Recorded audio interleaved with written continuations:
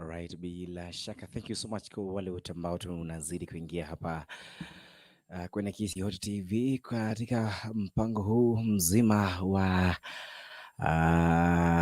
mpango mzima ambao tunaita kwamba ni mpango kwa jina ambapo tunauita jina tu kidogo tu, Moshenee ya Kristo.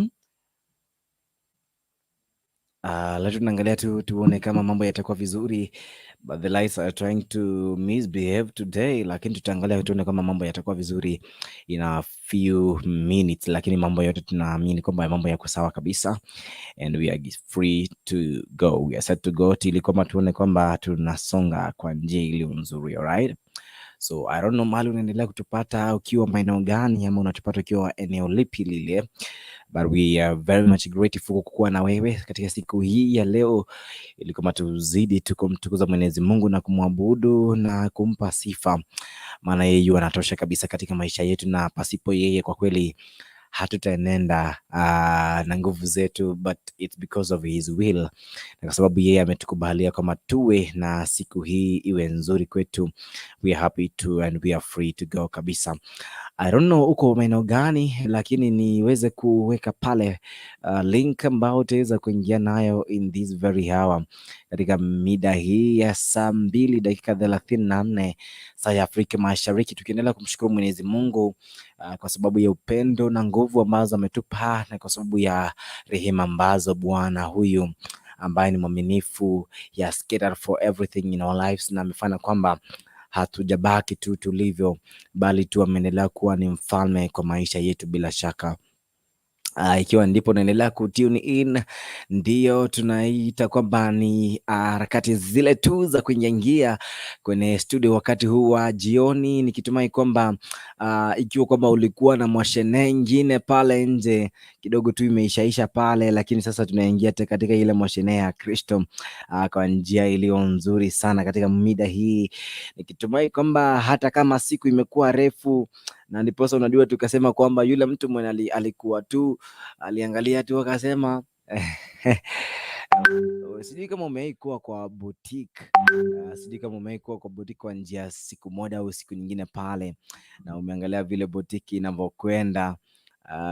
Sasa sijui mambo yanavyokwenda, lakini kwa njia moja hadi nyingine mimi nikashangaa. Unajua kuna watu walikuja tu na hizi, sijui nani aliwapea tu hii method kwamba ni vizuri mtu anapokuwa pale boutique lazima akuwe na kijiti. Unajua mtu kama mimi nikisimama hata saa hii inakuwa ni vigumu sana mimi kufikia pale palipo juu, kwa hivyo wale watu ambao tunauza kwenye boutique pale, thank you so much, kwa sababu leo nilikuwa kwa boutique moja pale. I big up to some of the friends ambao kwa kweli wako na boutique hapa within town, kutembea kwa hiyo boutique kidogo, kuangalia zile nguo vile ziko nzuri, na sasa hii nikienda kuangalia vile mfuko wangu uko tupu kabisa, hauna kitu, nikaanza kujiuliza itakuwa namna gani, lakini ni life ndio life kabisa kwa maisha yetu, so we cannot complain. By the way, above it all tunasema tu Mungu ni asante, kwa sababu tu hata kwa hizo boutique tu unaangalia tu hizo nguo vile ziko nzuri, unashinda tu uchukue zote ama uache ufanye nini. Ukiangalia tu mfuko wako hakuna kitu kwa mfuko bana, lakini we thank God kwa sababu bado tunaendelea tu kuishi, na katika hiyo neema ya Mwenyezi Mungu ambayo imekuwa juu yetu, hatujakuwa tukilalamika, tumekuwa tu tukisimama tukimshukuru Mwenyezi Mungu kwa sababu ya ule umbali bado ambao huyu Jehova ameamua tu atutoe hadi hivi sasa. Thank you so much for those who are getting in hivi sasa. You can just like that video, you can just comment in, useme ninashika nikiwa maeneo gani, na inakuwa ni vizuri sana. Ikiwa uko na ma friends pale, kuna hiyo link ambayo nimepost hapa kwenye screen pale, na unaweza ukashare na friends wako ili kwamba iwe vizuri kabisa katika jina la Kristo Yesu. Alright, Ah, kabisa kabisa, right. Siku ya leo kuna yale ambayo tumekupangia siku hii, and I know kwamba kuna yale pia wewe binafsi unatumai kwamba yatakuwa ni mazuri kwa siku ya leo kwako wewe, but kuna mengi ambayo tumeandaa kama station, kwa sababu ya ubora wa as well kukufikia wewe dada ama ndugu ambao unatupata kutoka pale manyumbani, ili kwamba inakuwa ni vizuri kwako wewe, ili kwamba unatupata by the way inakuwa ni vizuri, ili tunapoendelea kusonga inakuwa ni vizuri sana. Martha Wanarina anasema kama nakulora. Alright, thank you so much pia Martha Wanarina, pia mimi nakulore sana kabisa. Thank you so much kwa wale wote ambao mnazidi kuingia, na vile Martha amefana pia amecheza kiyeye, ametuma ujumbe wake hapa, nimekuwa ni vizuri kwamba yeye amesema tu ananilora na mimi pia nimemlora pale. Pia wewe unaweza comment ili ikuwe vizuri. So leo nimekuwa tu kwa ile boutique nimekwambia leo. Hiyo ni Moshenee. Sasa tuanze na Moshenee tu ya siku ya kawaida. Na unajua ni Moshenee kwa mtu ambaye nilienda kwa ila ambaye ni boutique yake ni Mkristo wa kanisa. So mimi kumwangalia ni mfupi kama mimi. Na unajua kufikia pale juu, mtu kama mimi niambie niruke kwa ile posti ya mpira kidogo tu nitatetema kidogo, lakini tunaposonga songa kidogo inakuwa ni vizuri. Lakini najua kufikia hapa, niliambia mtu alikuwa ananiambia you are growing, kamwambia hakuna kitu I'm growing nini, unless you say I'm growing intellectually, lakini kwa masuala ya kugrow, kwa masuala ya height baba, hapana. Na kunenepa, huenda nikikula vizuri nitanenepa. Unajua nikipata mayai hii town kule nikipata pale hizo mahindi pale kidogo nile, nitakuwa na mwili ambao kidogo tu ni mwili wa kutamanika kwa kunenepa. Unajua kunenepa tu ni bidii yako nasikia, lakini kukua inakuwa ni bidii ya Mwenyezi Mungu kwa maisha yako. Kama alisema utakuwa tu mfupi, mrefu, mrembo, mudark, light skin kama mimi, mfupi kama mimi, mrefu kama nani, so inakuwa tu ni hivyo, so inakuwa tu ni vizuri kabisa. Thank you so much. Sidi yuko locked kutoka maeneo gani? Lakini kabla hatujaanza, ikifika mida ile ya saa tukiwa tumefika ile mida ya saa 2:43 pale tutakuwa na maombi, tutakuwa tunaomba, lakini hapa tunaendelea na Moshenee kidogo kabla ya kuenda pale mbele. Nakwambia vile show tumeipanga siku ya leo, so tumepanga like after this Moshenee ambao sijamaliza hii Moshenee boutique. Unajua lazima nikwambie Moshenee boutique vile kulienda, na baadaye tulimalizia nini, tulisema kuhusiana na Mungu ama tulisema Moshenee peke yake? Hapana, I'll just tell you kabisa. So tulipokuwa pale tukamaliza, wajua nataka kuendelea na story, na nilikuwa nakwambia vile leo tumepanga show yetu ya siku ya leo. So leo tumepanga mwanzo, tuko na mchungaji leo aliomba nafasi kama awe pamoja na sisi, and it's good kuona mchungaji unajua akijaribu kuleta neno, by the way inakuwa tu ni blessing kwa moyo wako, moyo wangu pia inakuwa ni vizuri sana. So pia unajua hawa ambao ni mashabiki wanampenda huyu wanangependa tu kusikia sauti yake. Anaitwa Pastor Richard Obie. Mida hiyo ya saa 3:30 pale tutakuwa tunajiunga na yeye, aliweza kutupea neno, na neno lenyewe atakuweza kuliambia. Lakini ukiangalia hapa screen hapa chini, kwenye screen hapa chini unaangalia ni neno lipi ambalo atatupea siku ya leo. Lakini kwa wale wote ambao mko kwenye team Facebook pale, welcome so much. Team YouTube, welcome so much.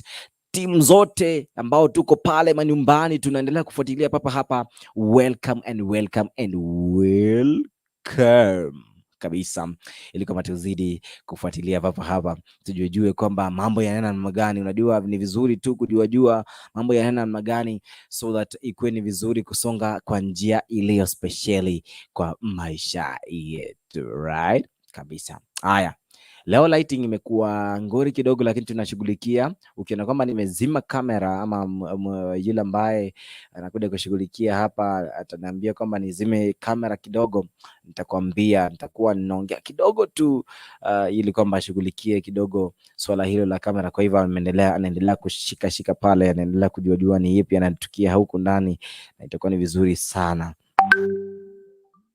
Alright. Alright, kabisa. Itakuwa ni vizuri hizo. Those are some of the comments zinaendelea kuingia huku ndani, but we are just grateful kwamba wewe unaendelea kutufuatilia kutoka pale team Facebook, team YouTube. Na by the way, let me just tell you before nitakuja kwa hiyo story yetu ya boutique. Sasa let me just tell you, by the way, kuna watu ambao wako very special, na napenda tu ku appreciate sana wale wasi wa mtaa, wale wasi wa mtaa, wale wasi wa Ndudhi.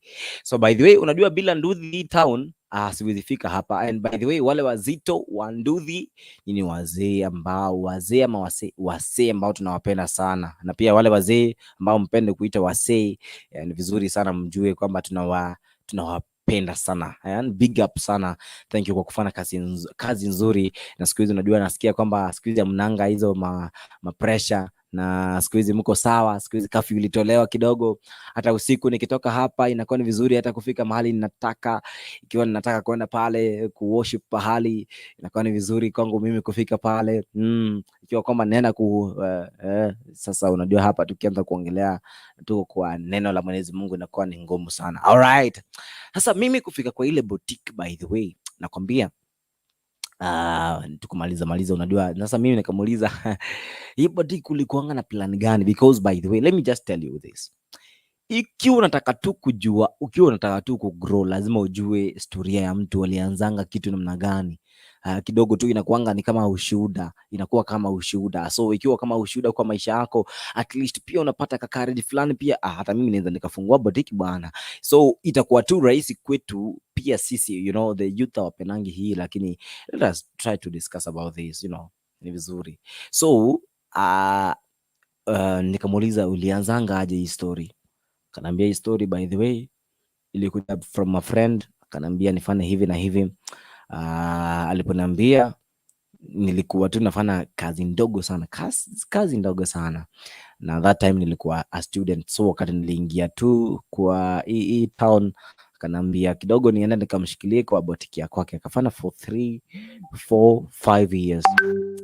Alipofanya for 5 years pale, 5 years pale, ikakuwa tu kwamba anaona ni kama anaanza kusave. Ikakuwa sasa hapa si advice wa Kristo, but hii ilikuwa ni wakati wake. Si advice wa Kristo to find anything about betting. So yeye akasema bana, acha ni bet kidogo leo, naweza nikaangukia.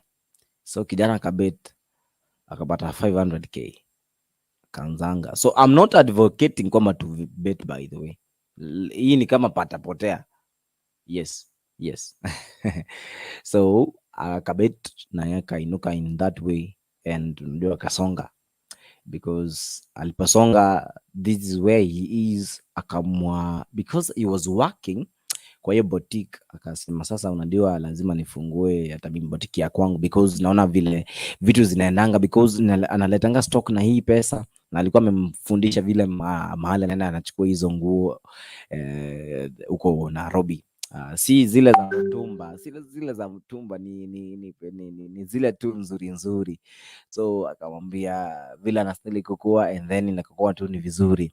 Na the second time alipofika pale, ilikuwa tu ni rahisi sana kwake yeye at least aweze kuwa na boutique. So aliwaenda huko pia akachukua the same way alikuwa anachukua, kaangalia fare inanifikisha Nairobi, at least pia mimi leo nitatembea kama my own boss, nitatembea kama mtu mwingine, I will just walk like my own boss. So akasema mimi acha nitembee like my own boss kidogo, alafu nifike tu hiyo area.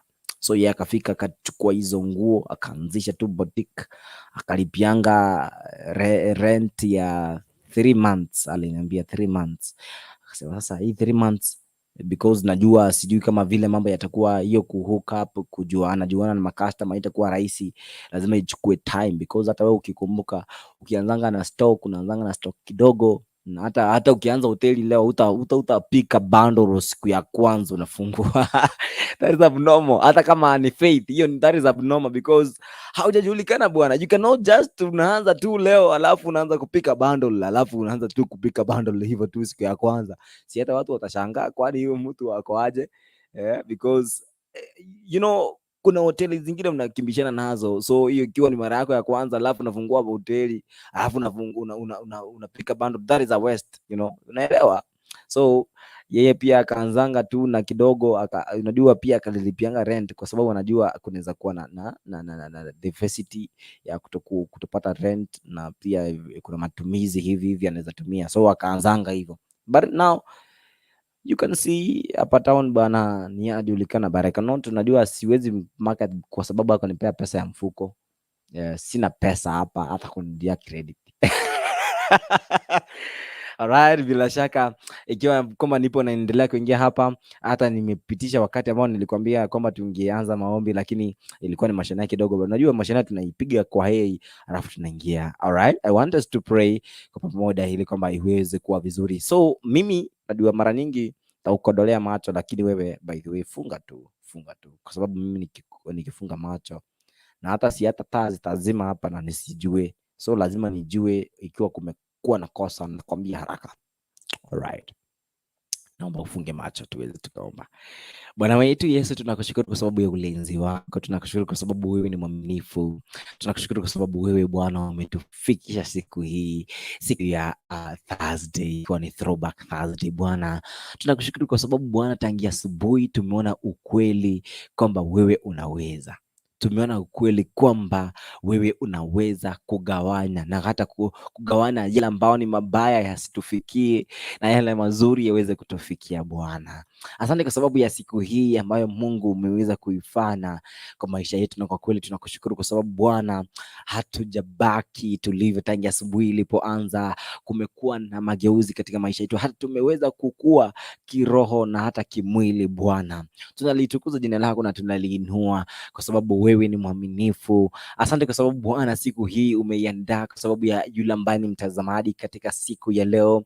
Bwana, tunaomba Mungu uweze kutusaidia, uweze kumsaidia mtazamaji, uweze kumuinua kwa njia speciali ili Bwana aweze kuona ukuu wako. Asante kwa sababu Bwana utakuweza kuwa na sisi, utaweza kutuinua, utaweza kutuimarisha, utaweza kututia nguvu katika kila hali. Bwana, tukuone wewe ukitenda makuu juu ya maisha yetu. Asante kwa sababu ya yule mtazamaji. Najua kuna mtazamaji sasa hivi anaomboleza ndugu na jamaa. Najua kuna yule mtazamaji hivi sasa yuko kwenye masikitiko. Kuna yule ambaye hata leo ameweza kumpoteza ndugu yake.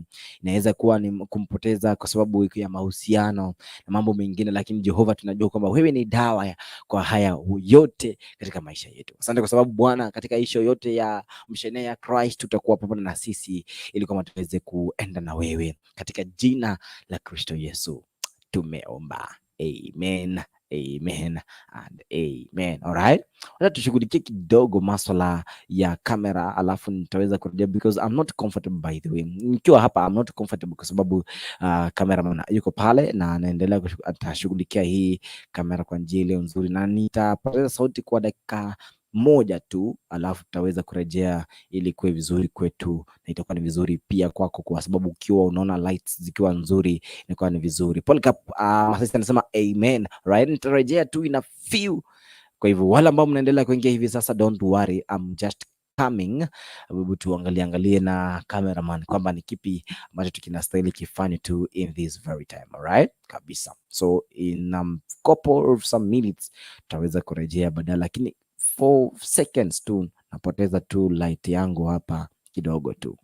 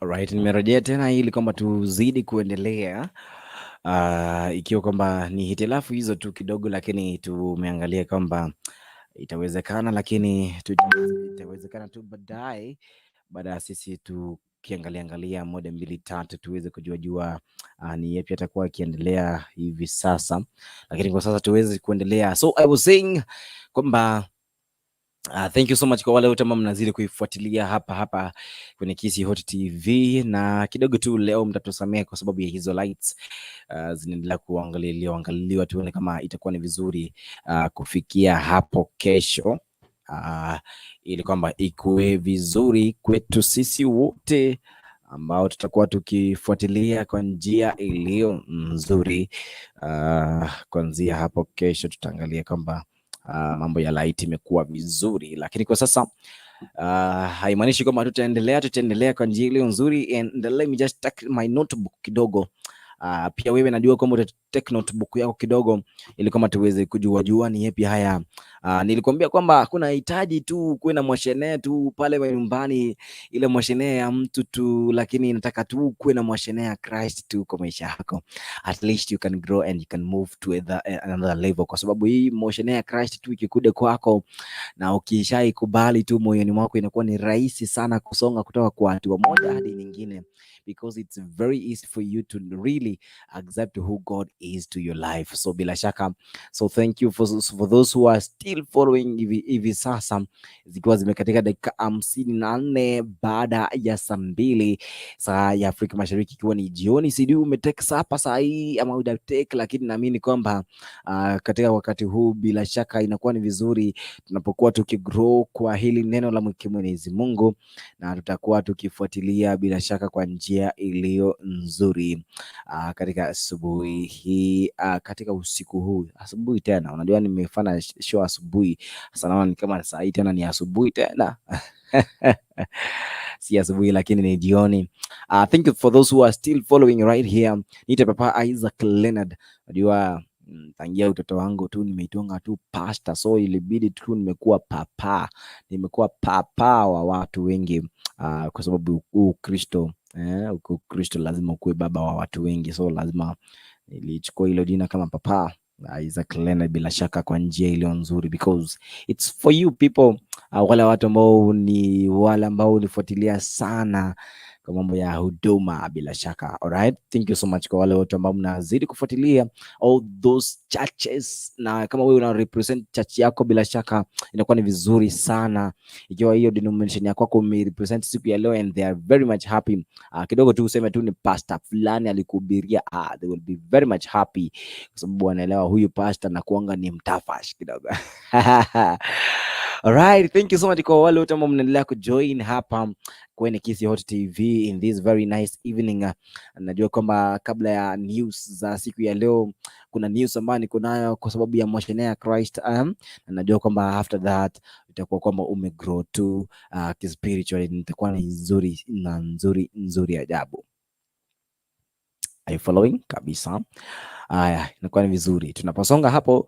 I want us to really get onto this very thing ambayo inaitwa tu ni knowledge tu ya siku, ili kwamba kidogo tu tujue kwamba there is a certain saying inasemanga, unajua hizi ni zangu sasa, it's mine. Actually it's not copied, neither copied nor anything, but nataka tu tujue vitu viwili vitatu, vitu viwili vitatu, na itakuwa ni vizuri sana ili kwamba when I'm making this comment ujue hivyo kwa maisha yako kabisa, kwamba kuna vitu ambavyo vinatendeka kwa maisha yetu ambavyo kwa kweli si rahisi vile kujua. Unajua lazima ujue maisha haya, kuna vitu ambavyo si rahisi, ni ngumu. Ikiwa ngumu lazima ujue vile una handle haya. Ikiwa unajua vile una handle, basi there's this comment inasema even Satan is wise. Even Satan is wise. Sasa kuna mtu hapa anashindwa, how is Satan wise? So hapo ndio nataka tu tuanzie leo. Moshenee ya leo, even Satan is very wise. By the way, let me just try to give you some facts about Satan. Satan knows everything about you. Knows everything about we. Yeah, Satan knows everything about we. Anajua tu kila kitu kukuhusu baba. Hiyo kitu tujaijua by the way. Nataka tu leo ujue. Satan anajuanga everything about you. Anajuanga vile wewe ulala. Hata kama kulindi. But anakulinda kwa sababu he watches you. Satan is wise. Is wise. His words zinaweza zika convince to. Satan is very wise by the way. So even Satan can give you some wise words. I've been just imagining how Satan is this way, vile anakuanga tu huo mwise mwenye ukienda kwake anakupea zile advice hadi unasema tu huyo msee enewe amegrow sana, huyo mgusee amegrow sana. By the way, have you ever sat with someone mwenye ametei wakati ametei kabisa, yani ni kumaanisha amelewa na anakupea advice nzuri hadi unashinda kwani huyu mzee. By the way, let me tell you, drunkenness, mtu anakuanga kwa hiyo drunkenness haikuanga ni mtu wa advice, anakuanga tu ni Satan. Yes, yes. So hiyo haikuangi tu ni yeye anaongeanga that very time wakati mtu ametei. No, it's not him, somebody different is talking. Juzi, I can just share a good example. I had some of my friends and then tulikuwa tunaongea kuhusu our great friends, na tulipokuwa tukiongea pale, unajua our great friends was saying unajua si vibaya kuwa na mademu 3, 4, 5 ama inakuwa zaidi ya hao. And then I was trying to ask them how now hata wewe uko pale. By the way, leo I'm trying to get this. Leo kulikuwa na comment pale what is up. Unajua hata hii ilinichekesha sana, but haikuwa tu inanifurahisha, lakini nilicheka. By the way, kuna kitu unacheka lakini haikufurahisha. It's kind of like funny, you know, it's funny. Msaka akasema kama ni mtu anataka tu kuuza kwa chemist, lazima afanye chemistry. Kama ni mtu anataka kuwa carpenter, lazima afanye carpentry. Na kama ni mtu mwenye ni adult anafanya nini? So I was like, you know, you were supporting something different bana. Hii si nzuri, but I was like, ina make sense lakini hai make sense. Ina make sense lakini hai make sense because inajaribu tu kuleta hilo jina. Nikajaribu, unajua hata kwanza nilisema ada inamaanisha ngati kitu tofauti, you know. So kuna vitu zene pia watu post. By the way, hiyo ufikirie, lazima huyu mtu lazima alikuwa tu amefikiria. Hii Moshenee ilikuwa imemuingia sana, so wakajaribu tu angalie rhyming words vile zina rhyme na pale huko nyuma a carpenter, carpentry. Ina chemist ni chemistry unafanaga. Halafu ina pharmacy lazima pharmacy inakuanga ni pharmacist, bla bla bla bla, hizo vitu zote. So ilikuwa ina make sense, lakini mimi nikiangalia vizuri I make sense kwa mambo ya Ukristo sasa hapo, because he was getting somewhere there. Hapo najua kuna kitu tofauti hapo. I want to prove you right, prove you wrong, not right, I prove you wrong. Akiongelea about history ya yeye kusema kwamba carpenter, carpentry, right? Unashika hiyo pharmacist, pharmacy, pharmacist, unaget hiyo? Alafu adult, alafu ndio ulete hilo jina adultery, inakuanga ni tofauti sana. You know, I want us to elewane. That is how Satan is wise. Yes, kama ni mtu ungekubali ungesema tu yes actually unacheka tu hapo, but aujui huyu mtu anataka tu a confuse. By the way, Satan is very wise. Satan is very wise, and that is how Satan anaanzanga tu, because what this guy was trying to advocate. Members, by the way, members, try to think something kabla uongeage, kabla uandike. Najua tu hii ni kufurahisha, hiyo inakuanga wasemanga tu ni waisheri nakwanga tu ni kufurahisha tu watu, lakini I want us to get this thing right kwamba memas bana, msituangushe. This thing mnatuangusha sana until we are dying bwana. Memas mnatumaliza bana. Memas, you're finishing us. Can advise somebody kitu yanaita mfaidi bana. Unajua carpentry ni shule, ni kitu unaenda tu unajifunza kabisa. Na lazima kuna watu wanakufunza na imekubaliwa kwa constitution kabisa bana. Halafu kuna hii kitu inaitwa chemistry, ni kitu unasoma high school, nimesoma high school, and then kama ni mtu anafanya chemistry then it has no problem because it's something which is allowed and it's helping people. Carpentry, it helps you with furniture. Even here niko na furniture ambayo nimekelea computers. I have furniture inatengeneza tu hizo viti ambazo hata wewe mema unakalia kwako. And then hata hiyo meza ambayo unaekelea huko, hata kama ni ya glass, huko juu kuna chini huko kuna kitu imekelewa bana. So let us not try to make this memes confuse watu. We are not convincing people, by the way. With me, you cannot convince me. That's why I just say, even Satan is wise. Are you getting? Because this Satan is trying to divert our attention kabisa, na divert attention yetu, because kama ni carpentry tunaelewa, hii carpentry mazee inakuanga tu carpentry inakuanga tu pale nyumbani, unaangalia tu hii carpentry iko sawa kabisa, hiki kiti kimetengenezwa vizuri na huyu carpenter, hiki kiti kimetengenezwa vizuri, kuna ile mbao iko pale imetengenezwa vizuri, alafu kuna kule kanisani kuna kitu fulani kimetengenezwa pale, kuna kakuwekelea mic huko, hiyo ni part of carpentry. Hata hii sanduku ambayo tunakufa tu tunaweka huko tu, ni kitu ambao mtu amefunzwa carpentry kidogo na kidogo akaelewa. So when we are talking about this, sasa mtu akiniambia, let me just repeat this by the way, kuna watu tunataka tuelewa tu, because actually you get to realize that Satan is very wise. Satan is very wise. Why? Hapa amesema carpenter, carpentry, chemist, chemistry, adult, alafu ujaze, anakwambia adult ni nini, useme tu ni adultery, alafu unasema adultery imekubaliwa bwana because it's for adults. Come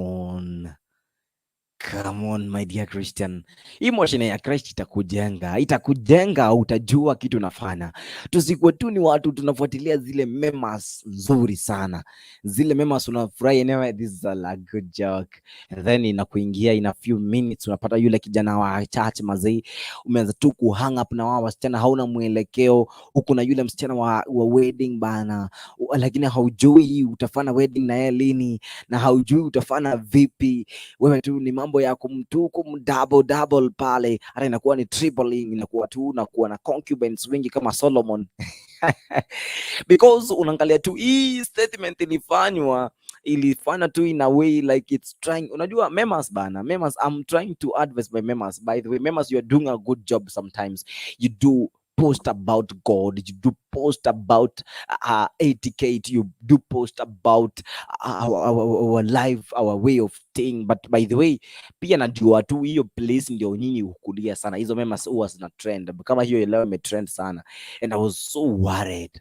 How now? Satan is so wise. Satan is so wise. Hey, right? So I was trying as well to tell you how Satan as well is so wise. Hii inakuwa ni Moshenee too lively. I want us to get this thing lively. Ikiwa ndipo naingia pamoja na sisi right here, you can just like that video which you are seeing. You can just comment in.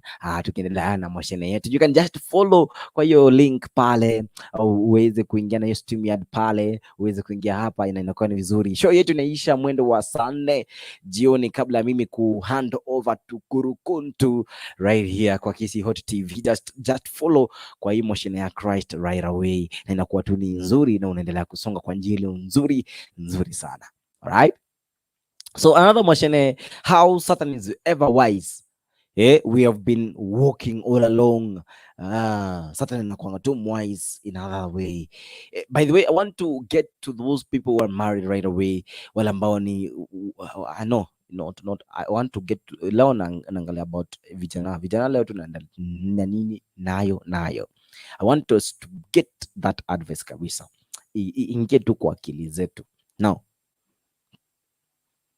there is this meme, but I don't know kama imewahi kuwa kwa meme, but tukiwa shule pale, nakumbuka kuna wakati wa visiting, ilikuwa inafikanga wakati wa visiting, and mzazi mwingine akudanga na chakula matunda vizuri, because cooked foods wakati wa Matiang'i alisema it's normal, kwa sababu alikuwa anaelewa kuna wale mavijana mlikuwa mnaletewa. By the way, acha niwaambie hawa tunataka tujengana.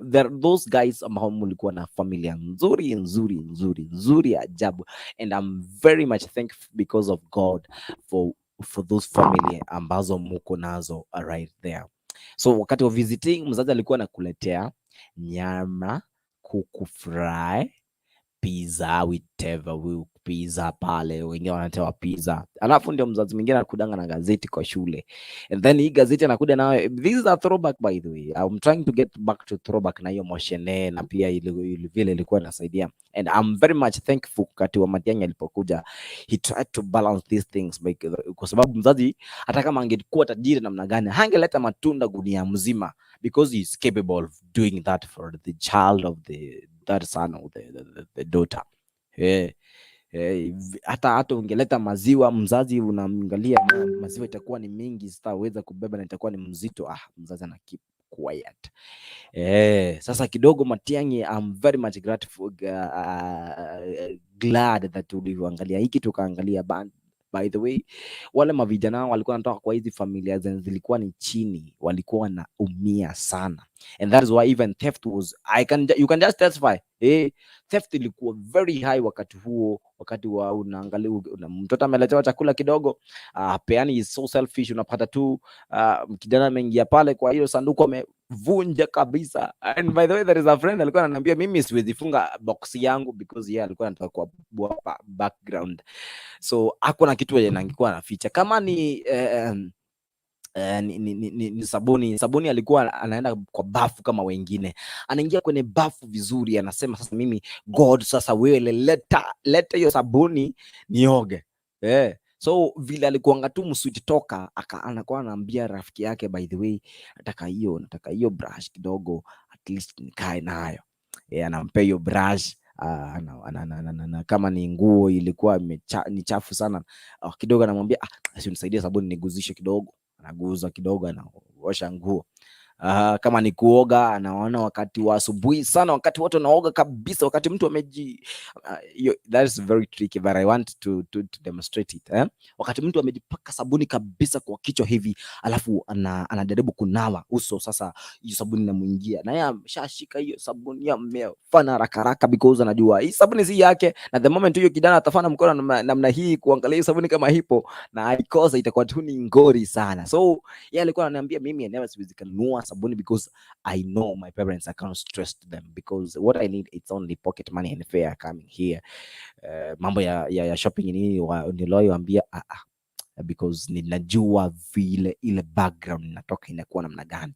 So yule kijana mazee, sasa ikifika wakati wa kupiga tu viatu rangi hiyo jioni, kijana angekuja tu hiyo kiatu anaipaka, anakaa karibu na watu. I say, by the way, let me just give you a trick. Alikuwa tu anakaa na watu, anamwambia wacha nikupigie viatu rangi. Na unajua, by the way, ukiwa high school napendanga ile life inaitwa bossy life.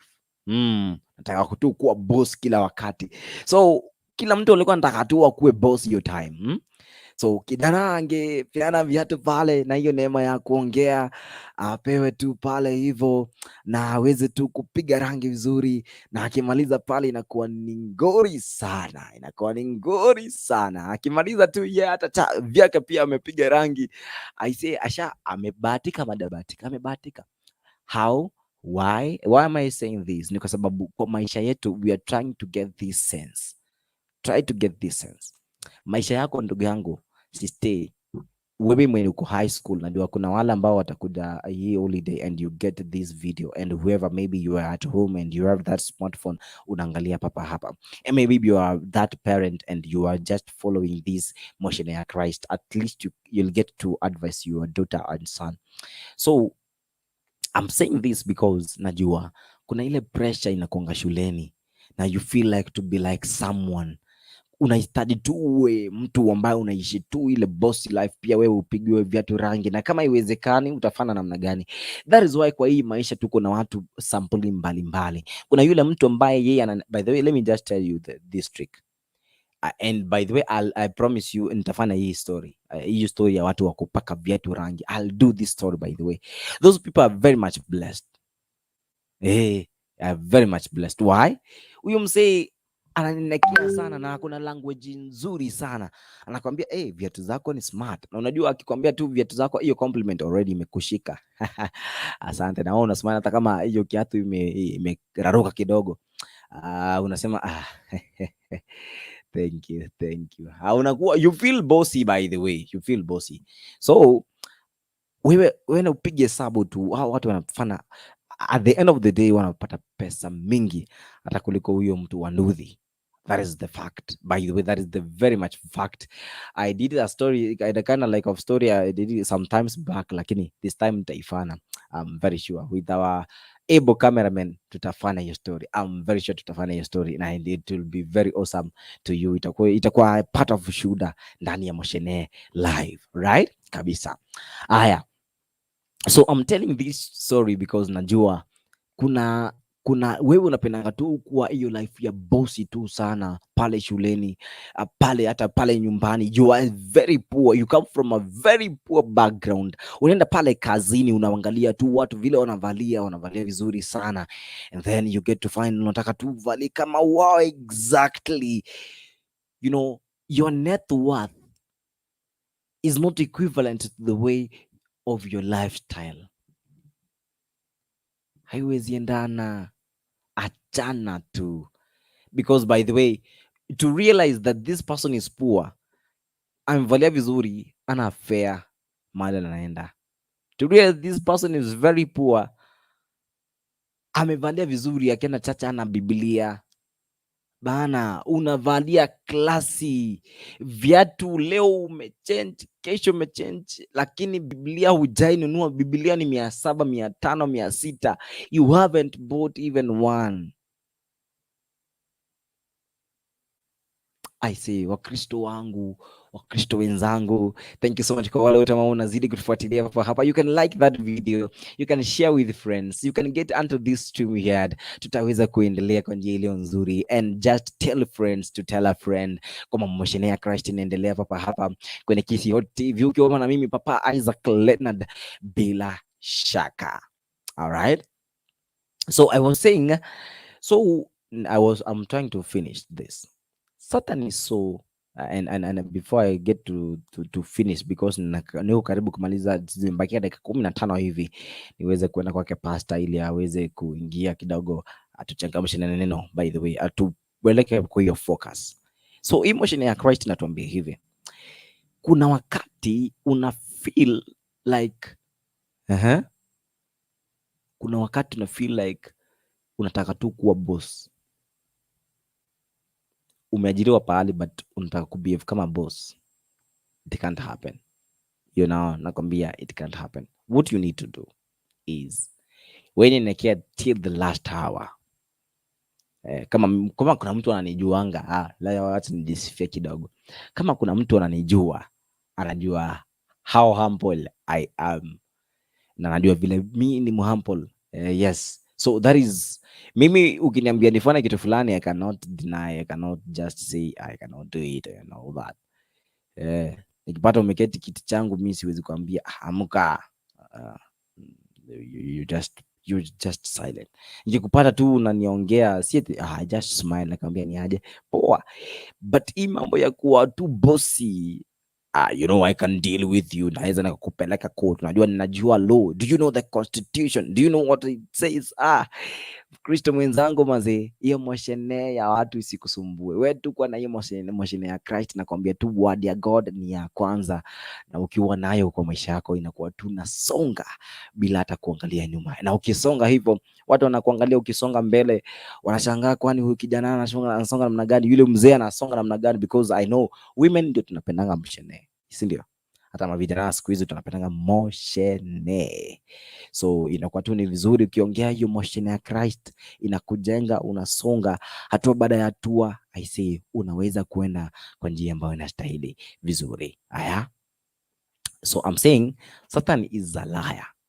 So even that time wakati ulikuwa wazazi walikuwa wanaleta chakula shuleni, and then unajua wewe ni maskini kwenu, wewe hauwezi kabisa kuleta hata ukiambiwa enda nyumbani ulete chakula, ununulie wanafunzi wote chakula, kwa sababu hata shule yetu, by the way, that was the punishment. Ukipatikana umeiba chakula ya mtu, unanunulia kama your own class, unanunulia kila mmoja anapata.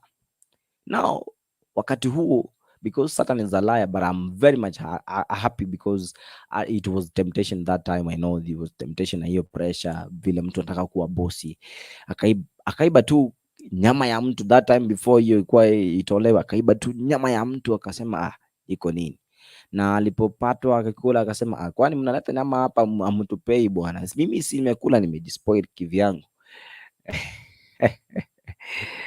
Lakini akijua kwamba hiyo courage sometimes, let me just tell you, kuna point hapa, some courage is stupid, especially when you are ignorant. Some courage is so stupid when you are ignorant. So unaweza kuwa na hiyo courage kabisa, but if that courage is ignorant, you are stupid actually. So alikuwa too stupid because that courage alikuwa nayo kusema mimi nimeiba, kwani utanifanyia nini? Kwani mnaleta nyama hapa mtupei? He was stupid. Sometimes kuna wakati your courage is stupid. Actually stupid because it's ignorant. You're doing something ignorant. Unapata kwamba watu wanakuona tu vizuri, yes, lakini because you are ignorant, that courage haikusaidii kupeleki pale, unaendelea kufuata mjinga wa mwisho. But ni vizuri tuelewe hivi, my follower ambao unaendelea kutizama hivi sasa, it's very good ili kwamba tuelewe hivi kwamba alipopata, by the in short, that story tutaiendelea siku ingine because I don't want to finish stories. I want us to live at a certain point so that we can get on continuing. Niko na dakika 10 zimesalia ili kwamba tuweze kwenda kwa pastor. All right, so ilipofika pale, when we are trying to get this, that Satan is always a liar. That is his nature. But you have to know even Satan is wise. You know, I want to give you the same story about temptation about tuliongea jana tuliongea about temptations. So temptation, unajua Satan alikuwa anajua neno, because you know, if you don't know the word, you cannot trick Satan, you cannot conquer Satan, because Satan knows the word. That is why I told you Satan is wise. Satan is very wise. Yani sasa ni mtu mwenye anakiamua tu atumie mamemas wote leo Kenya. Na Mungu tu atumie mtu kama mimi leo Kenya, tutachange world. So at least kwa wale ambao watafuatilia, you can be changed because God is on your side, na utaweza kuchange kabisa because God knows you, right? Kabisa. Now because I am done with the word of today about Moshenee ya leo, kwamba even Satan speaks wise words, even Satan speaks with some wisdom. So never judge a person with the way he talks. He can be stupid, he can be ignorant, but he wants to put that ignorance into you. He can be just telling you about lies, na hizo lies zikiingia kwa maisha yako zinakumaliza. He can tell you how men are bad, but not all men are bad. Yes. He can tell you how women are bad, but not all women are bad. He can tell you how some pastors are wicked, but not all. But I'm very thankful akusema all pastors are wicked. And anasema the word has got wicked people, but akusema all people in this world are wicked. So try to be wise, try to be wise, try to be wise. Anaweza kuambia wase wote ambao ni wavulana wanapenda tu kutei Wasi wote wanapendanga kutei, sema kuna wale hawatei, yani be wise. Because if angesema, but I can just say iliwahi happen, but you know you cannot reverse these things, and it's very stupid to be complaining of what has already happened. It's good that you change from it, you learn from it, but never complain of what's happened in the last years, because kama ulimaliza ulisuluhisha, it's good, but now it's better to have an example from it, ili kwamba usonge mbele, because you cannot reverse some of the mistakes za kitambo. So if and Eve angejua the part of God na the part of Satan, angesimama na ambie Satan, you know, how can I be desperate on that tree and there are many trees in this place? You know, Satan is so wise. Alafu alimwambia tu, wewe unajua tu ukikula tu hili tunda utakuwa tu vizuri sana. Lakini huyu binti angekuwa mjanja, ile ujanja ya God, ile Moshenee ya God ingekuwa imemwingia sana, na hilo neno ya Mungu likuwe ndani yake sana. Akuwe ni mse mwenye anaongeanga na bonga stories anakuanga na Moshenee ya God tu kila time. Angemwambia, sasa yani vile unaniona tu unataka tu nikule tunda la katikati, na hii miti yote tu ipo, na God ametupea hiyo chance yote ya kutumia hiyo nini, hiyo miti. At least angekuwa that wise, ingemsaidia. But now how can we do it? No.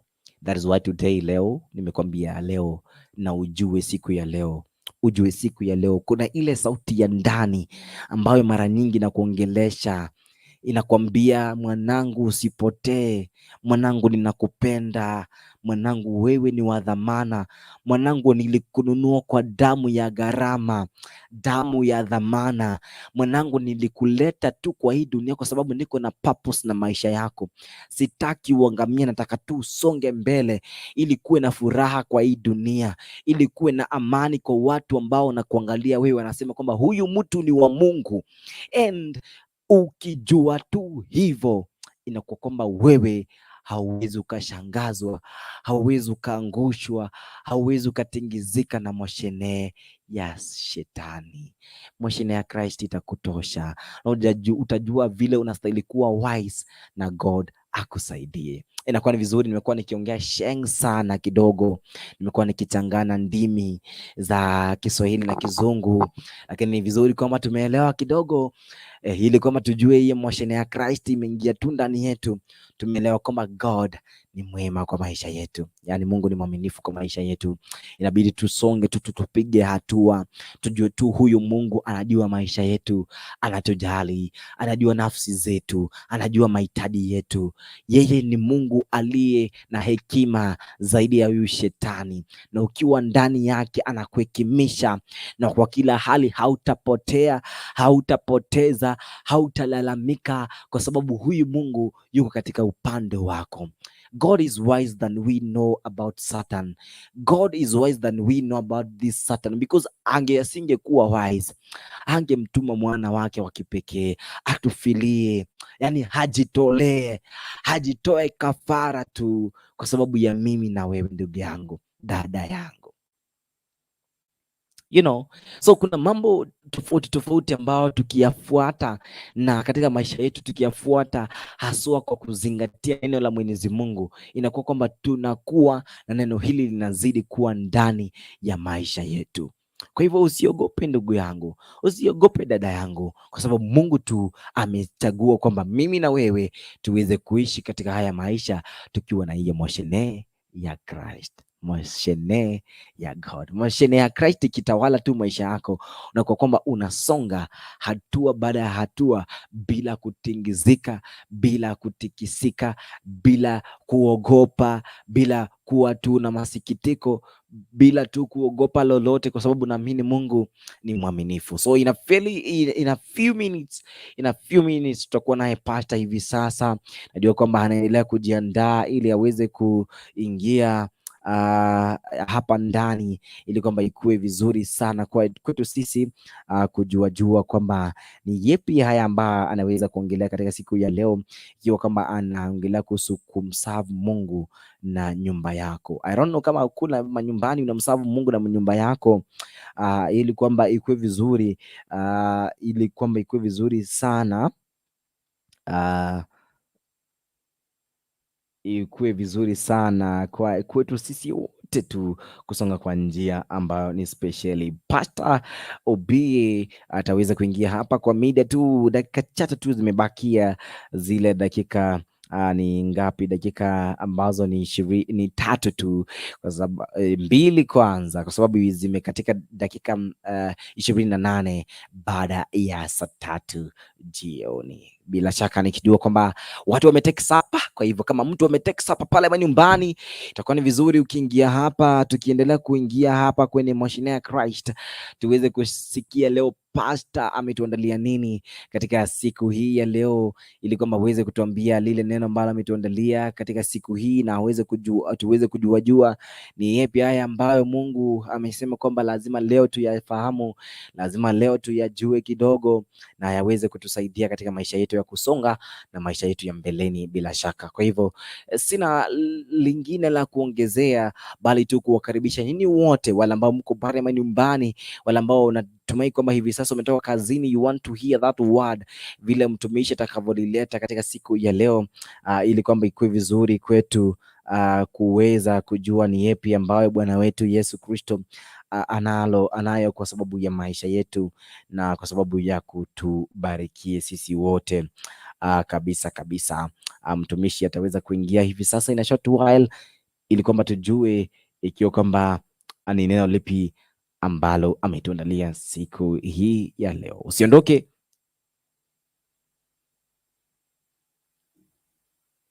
I'm trying to reach him ili kwamba aweze kuingia sasa, nikiwa kwamba ni mida tu ya majira ya saa 3 zikiwa zimekatika dakika ni zile 28, ikiwa kwamba tunamshukuru bado Mwenyezi Mungu kwa sababu ya huu umbali na kwa sababu ya hii neema ambayo bado anaendelea kuizidisha juu ya maisha yetu bila shaka.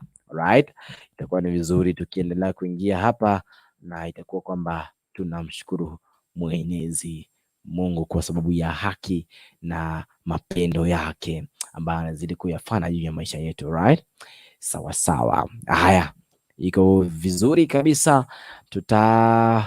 Tutaweza kujumika na huyo pastor in a short while. Kwa hivyo wewe endelea kujiandaa na maswali, lakini tufahamu tu kidogo tu maswala ambayo ataweza kuzungumzia siku ya leo ni kuhusiana na jinsi ya kumtukuza Mwenyezi Mungu ama kumserve Mwenyezi Mungu na familia yako. Sijui kama wewe unafanya vile pale manyumbani, ili kwamba tuweze kujua ikiwa kwamba unafanya vile, kwamba itakuwa ni vizuri sana tukisonga kwa hiyo njia, in that pace. Wanasema in that pace, hiyo kizungu nilifunzwa na Mr. Mekubwa pale high school kidogo.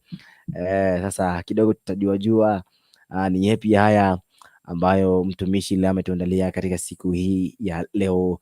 So just be there, weka sauti yako vizuri, weka masikio yako vizuri, tuweze kusonga katika jina la Kristo Yesu. Alright, iko vizuri, tunaendelea kufuatiliana pale na tuendelee kujua ni yapi haya ambayo yanaendelea kutukia, ambayo anahitaji kwamba tushughulike mahali pamoja, pawili, patatu. Haya, itakuwa na vizuri. I'm trying to get this point, ili kwamba I'm trying to talk to Pastor. I think he's coming.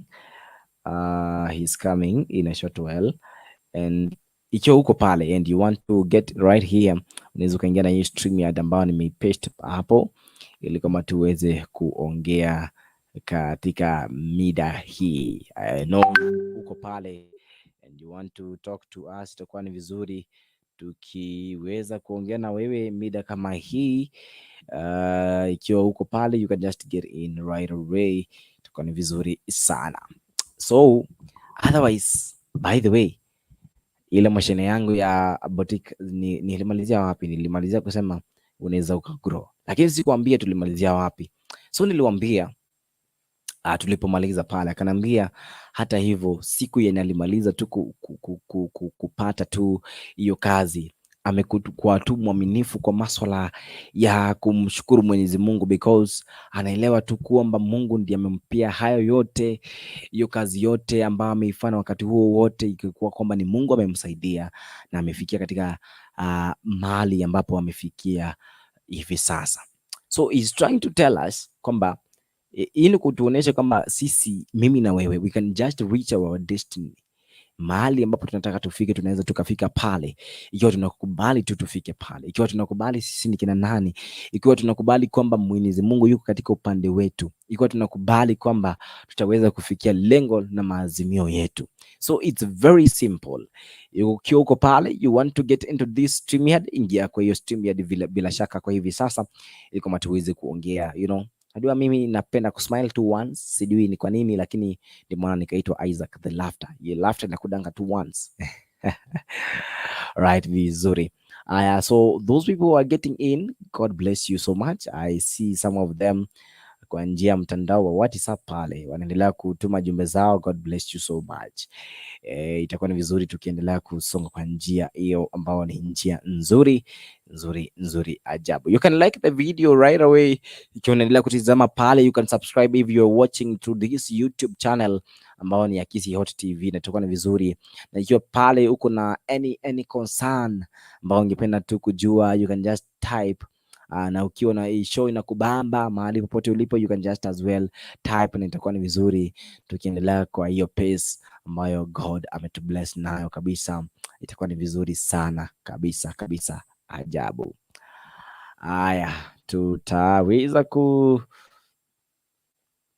kupatana na huyu pasta wetu siku ya leo ili aweze kutujulisha mawili matatu, ili kwamba tuweze kujua kwamba tunaelekea wapi na tutaweza kubarikiwa na neno hili.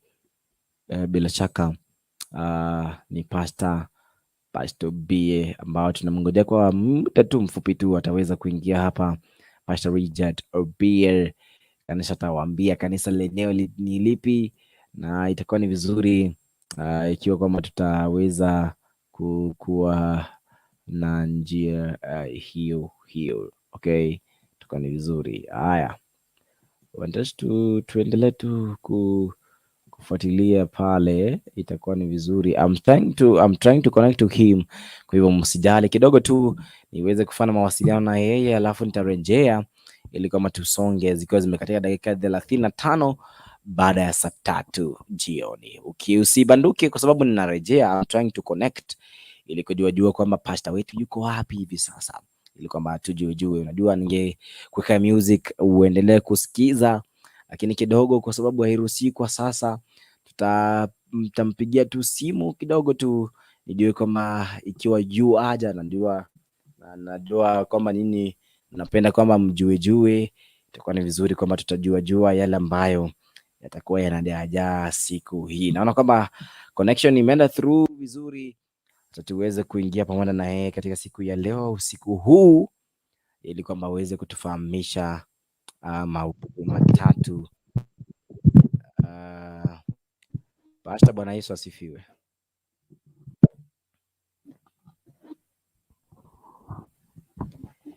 Hello Pastor, Bwana Yesu asifiwe.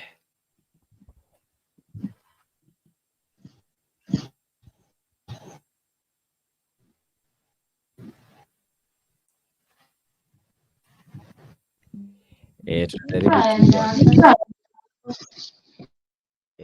Pastor, Bwana Yesu asifiwe.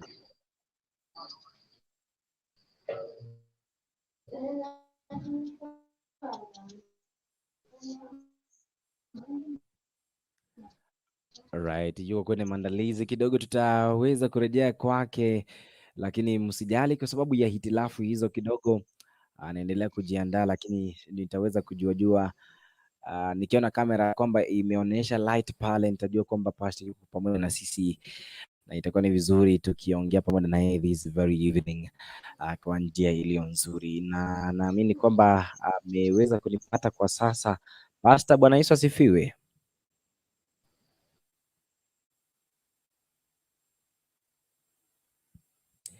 Kidogo mitambo inamsumbua, lakini tutaweza kujuajua ikiwa atakuwa na uwezo wa kuongea na sisi kwa njia hii ama itakuwa namna gani, lakini tutaweza kujuajua yale ambayo ametuandalia siku hii ya leo.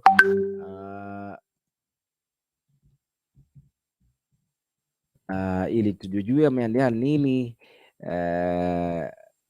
Alafu tutaweza kurejea kwako wewe ambao unaendelea kutizama right away to this Kisi Hot TV right away kabisa kabisa, na ikiwa hatutakuwa na yeye tutajua vile mambo yatakavyokwenda, lakini najua na natumai kwamba ataweza kukuja, lakini kidogo tu niweze kujua kama tutawasiliana naye kwa njia ya simu ama itakuwa namna gani, lakini kwa njia hiyo najua inabidi kwamba nimpigie simu, au sio?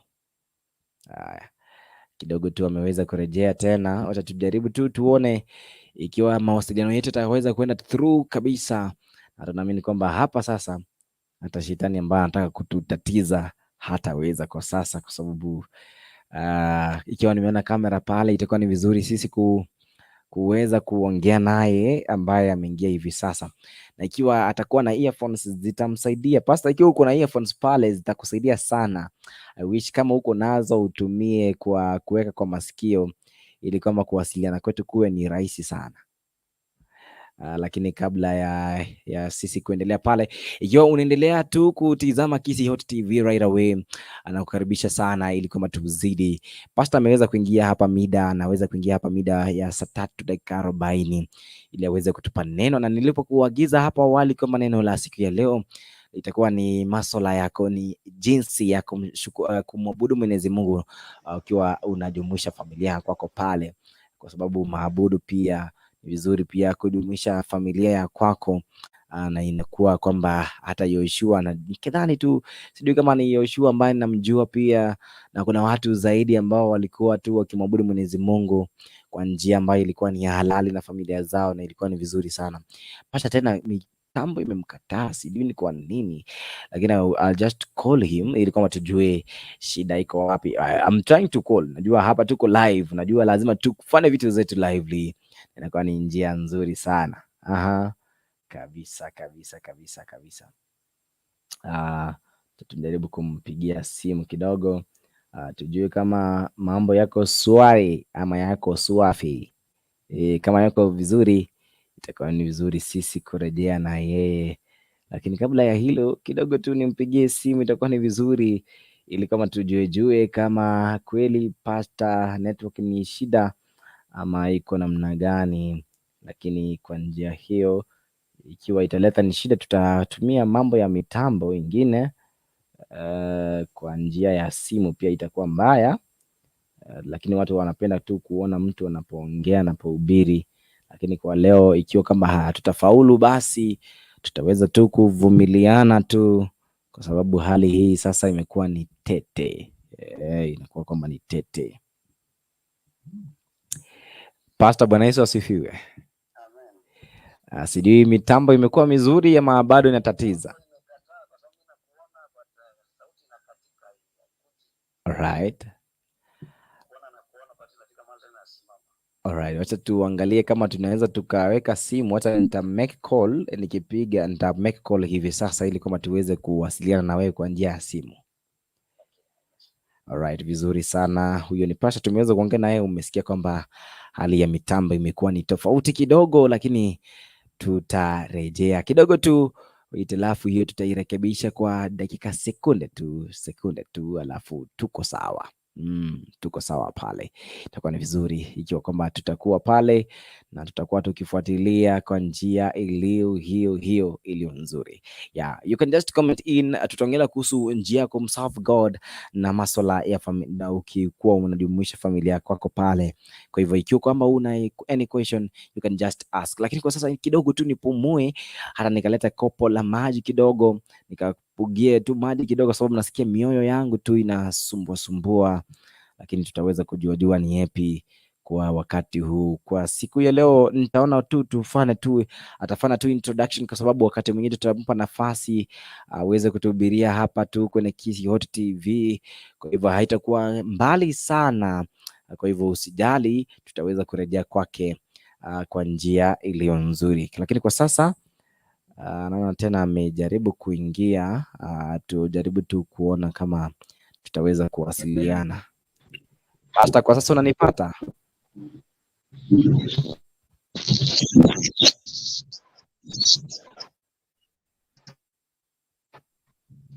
Nakupata kwa umbali sana. Haya, unanipata kwa sasa eh?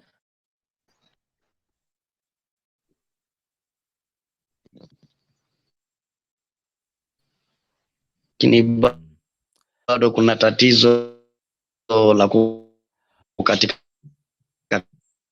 katika kwa mitambo.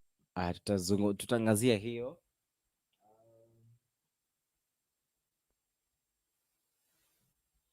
Tutangazia hilo tu kwa hivi sasa mida hii. Najua kwamba tutangazia hilo kwa hivi sasa tu, usijali, usiende mbali. Tunaangazia tu hali hii ya kimitambo. Kidogo tu tutarejea, lakini wacha tuzungumze naye kwa njia ya simu, kwa sababu hali hii imeweza kukataa kidogo, imeweza kukataa kabisa kabisa, na unajua ikikataa pale inakuwa kwamba ni ngumu kuweza kuwasiliana naye, lakini kidogo tu narejea, tutaweza kuzungumza naye kwa muda tu mfupi tu, usijali, tutaweza kurejea naye, lakini kidogo tu nipate maji kidogo, na itakuwa ni vizuri kwamba nimepata maji na nimerejea kwenye studio ili kwamba tuzidi kuongea, lakini kwa sasa usiondoke. Right kabisa.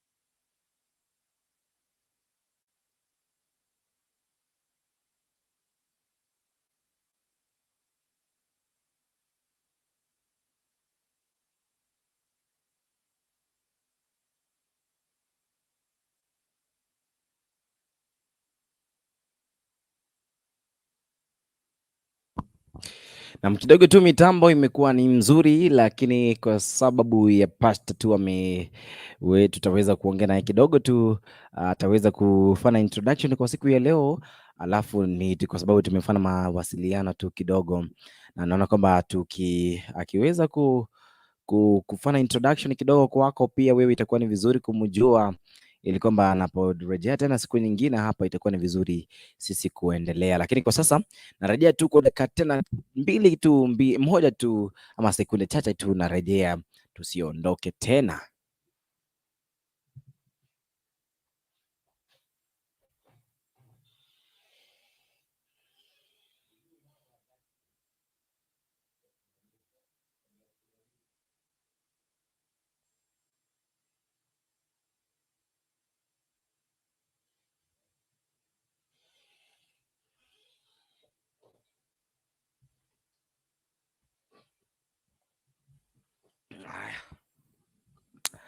Kidogo tu, asante sana kwa wewe kuendelea kufuatilia.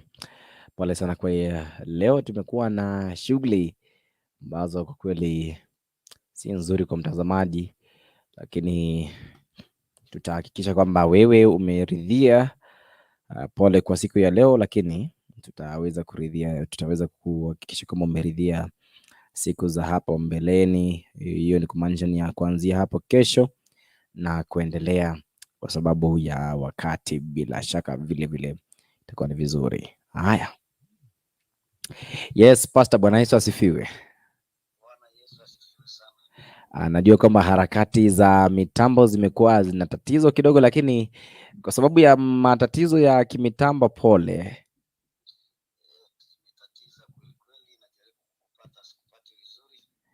Lakini kwa sasa tumewasiliana na wewe kwa njia ya simu ili kwamba tufanye tu introduction kwa siku hiyo leo, ili kwamba kwa sababu Monday, si ni Monday tunaanza show sasa. Yes, ili kwamba introduction leo ikuwe vizuri, alafu itakuwa ni vizuri wape tu kifungo cha leo, alafu waweze ukisoma na utapeana the explanation hiyo siku ya Monday, itakuwa ni vizuri. Haya, tufanye introduction tu vizuri na itakuwa ni vizuri wakikujua. Kwa majina ni mchungaji Pastor Richard Ubie. Kanisa la Calvary Covenant Center Gesabakwa upande wa Nyakoya Kisii. Ndio. Ya niko chini ya Askofu Reverend Julius Osongo. Ndio. Ambaye pia anahudumu kanisa la Nyamataro Calvary Covenant Center. So leo hivi kama sio tatizo la mitambo, nilikuwa nataka kuongelea kuhusu jamii katika huduma. Ndio. Yana kifungo ambacho tungesoma siku ya leo. Ni kutoka kwa kitabu cha Joshua 24:15. Ndio. Ya ambacho Joshua alifanya uamuzi wa kipekee. Gawa aliona wengine wana sita kumtumikia Mungu. Lakini yeye alifanya uamuzi wa kipekee, akasema kwamba yeye pamoja na familia yake wameamua kumtumikia Mungu. Ndio. Akiwaambia wengine, ikiwa nyinyi hamtaki kumtumikia Mungu, basi nyinyi muamue hivi leo. Kama ni miungu ya mababa zenu mtakaoitumikia, muitumikie hiyo. Ni kumaanisha kwamba walikuwa na miungu ya mababa zao ambao hakuwa Mungu wa mbinguni. Ndio. Lakini yeye Joshua kwa sababu alikuwa ameshamtambua Mungu wa mbinguni, akaamua yeye atamtumikia Mungu pamoja na familia yake. Ndio. So hilo ndio jambo ambalo tungeongelea kwa siku ya leo. Lakini kwa sababu ya tatizo la mitambo sijui tutalifanya vipi. Hiyo sasa kwa sababu tumemtaarifu, unajua kidogo watu wangependa kujua, Pastor, wewe sasa ni mkazi wa wapi? Unaongea Kiswahili hatusikii kama wewe ni Mkisii, wewe ni Mjaruo, wewe ni wa wapi? Mimi nyumbani ni hapa tu Kisii. Na ni Mkisii kutoka hapa tu Nyakoya. Haya, na wangependa kujua kama Pastor, unajua kama ako na watoto, ako na bibi kidogo tu wajue. Itakuwa ni vizuri. Mimi ni mchungaji ambaye ni mzee, umefanya kitu cha maana sana. Ndio. Mzee ambaye ako na mke mmoja. Na kwa majina ni Helen Kerubo. Dada ambaye nimetoa sehemu za Chabera. Yes. Kule karibu na Matongo High School, Matongo Boys High School. Na niko na vijana wawili, watoto wawili wa kiume na mmoja wa kike. Mmoja anaitwa Felix Musa. Ndio. Ambaye kwa sasa anakaa mji wa Kitale akiwa KMTC ya Kitale. Na wanakaa na mwenzake kijana wa pili ambaye anaitwa Caleb. Oguya ambaye ako kidato cha 4 na anasoma wakiwa pamoja naye kule Kitale. Sasa huku nyumbani tumebaki tu na binti yangu mdogo huyu ambaye ako darasa la 3. So Mungu ametubariki na watoto 3. Ndio. Ya tukiwa tunashukuru baraka za Mungu. Amina. Na vizuri, umeongea vizuri. Sasa sijui hiki kifungu ndicho utakachokielezea siku ya Monday. Hicho nitakisoma kwa wakati huo. Hiyo siku ya Monday, na niko na vifungo kadhaa, vifungo karibu 3. Ndio. Itakavyo support mada hiyo ambayo tungejadiliana kwa siku ya leo. Ndio. Ni mada ambayo nimeangalia kwa muda mrefu.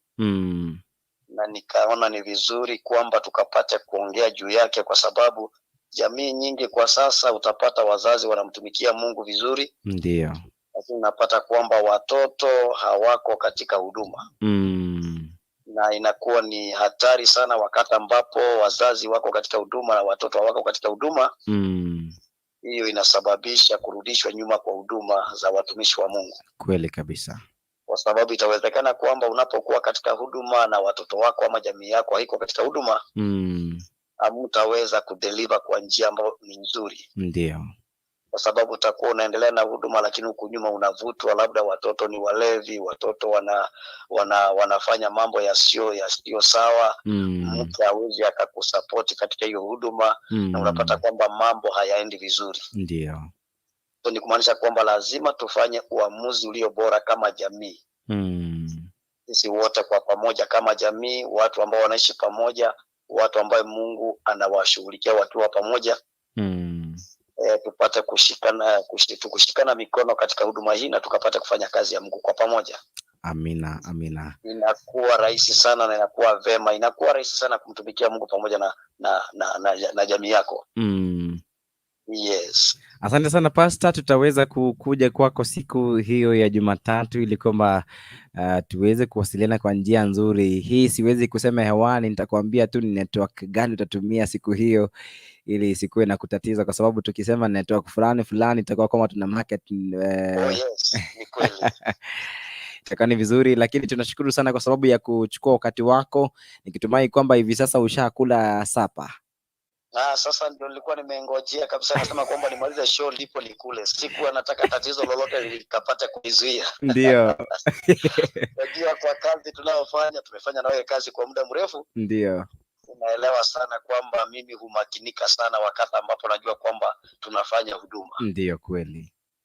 So ningependa tu kwa huo muda ambao maybe tungekuwa tumeconnect, tumeingia hewani vizuri. Baada ya kushiriki neno hili, baada ya kushiriki mada hii, ndio ndiposa nikapate kula. Sasa leo nimekuruhusu mapema kabla ya zile dakika ambazo nilikuwa nimekueleza zimekasoro dakika 6. Hizi sasa utaweza kupumzika kidogo tu, hata useme hata kama nilikuwa nimetayarisha tumbo langu kidogo liweze kukula saa 4 na dakika fulani. Liweze kulegeza tu dakika kidogo hapa nyuma, lakini tunashukuru sana Pastor. Mungu akubarikie na akuongoze. Asante sana, nawe pia Mungu akujalie neema zote ziwe juu yako. Amina. Na salimia familia kwa niaba yangu, najua si yupo na sijatembea, lakini nitatembea hivi karibuni. Wanakupata vizuri sana na wanasema kutoka pale kando kwamba umewahepa kiasi wakati huu. Sijawahepa. Wasiseme vile kwa sababu sijawahepa, nipo tu. Karibu sana. Ukumbuke kwamba tuko na harusi Disemba tarehe 18. Karibia sana. Haya, hiyo tutakuja tu, nitaambia mashabiki pia tukuje pale. Karibu. Asante na acha tu Mungu akubarikie usiku mwanana. Na pia usiku mwema, tuonane wakati huo. Amen.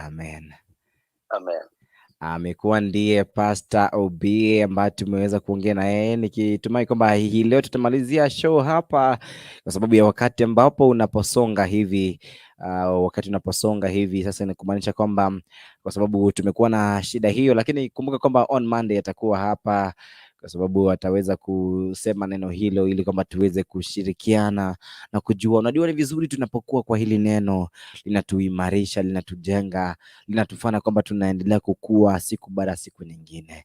Kwa niaba ya wale wote ambao waliotayarisha siku hii leo, naomba kwamba Mungu awabarikie sana na asante sana. Kwa wale wote ambao waliweza kuangalia mambo ya sauti, mambo na kamera pale na director wa kwetu pale, thank you so much. God bless you.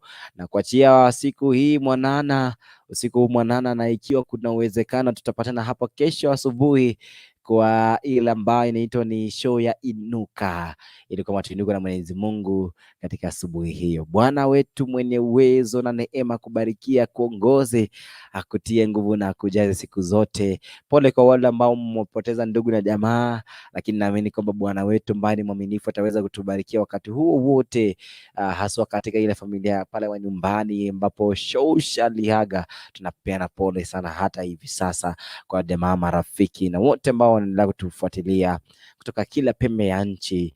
Bwana wetu aweze kubariki. Thank you so much kwa wale mafans ambao tumekuwa comment in kama kina Martha, Bwana Reri, Paul Cup, Masisi, wala ambao pia wamekuwa silent listeners na silent viewers. God bless you so much. God bless you.